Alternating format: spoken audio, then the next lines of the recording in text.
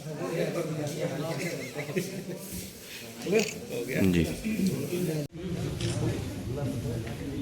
ठीक है, ओके।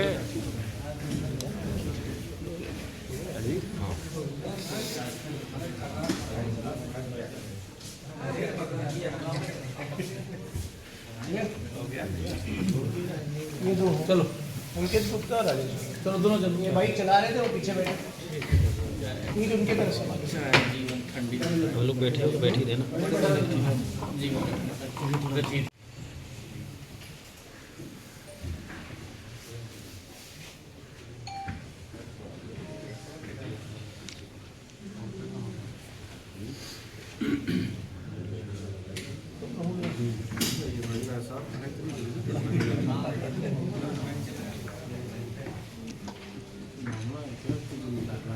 व्यक्ति जिनका नाम फूलचंद पासवान उर्फ सेवाराम है, उनकी हत्या की गई।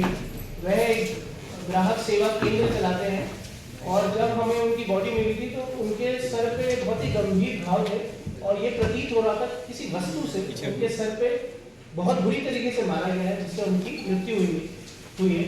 इसका संज्ञान लिया गया था। कप्तान साहब स्वयं मौके पे पहुंचे थे। मौका मुआयना हम सभी द्वारा किया गया था।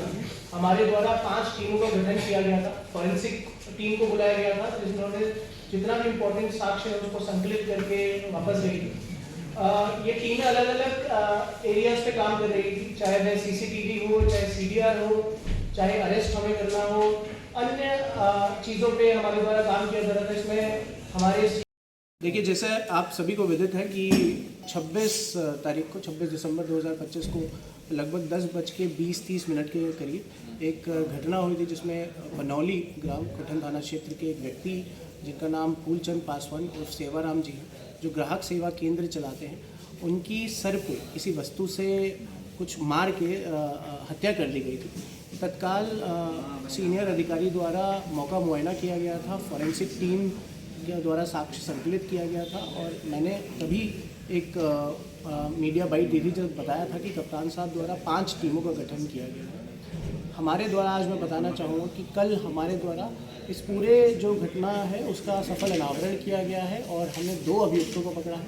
एक का नाम है राजेश यादव और एक का नाम है अंकित गुप्ता। राजेश यादव की उम्र लगभग 58 वर्ष है और अंकित गुप्ता 18 से 20 साल उम्र है।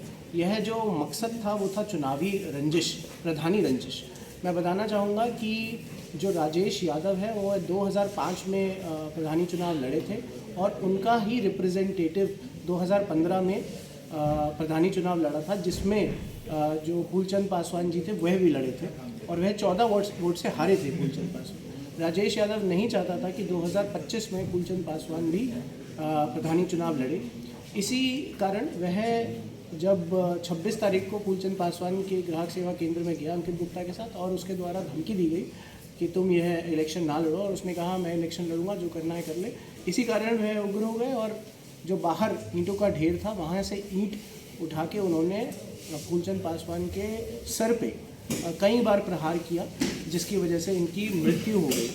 और उसके बाद उन्होंने फूलचंद पासवान के दोनों मोबाइल फ़ोन को अपने साथ रख के आगे बाइक पे चले गए और घटनास्थल से लगभग 200 से 300 मीटर दूर एक स्कूल है, वहीं पे दोनों मोबाइल फ़ोन फेंक दिए। जो कीपैड वाला मोबाइल फ़ोन था वो स्कूल प्रेमाइसिस के अंदर और जो स्मार्टफोन था उसको वहीं रोड के साइड में रख दिया गया।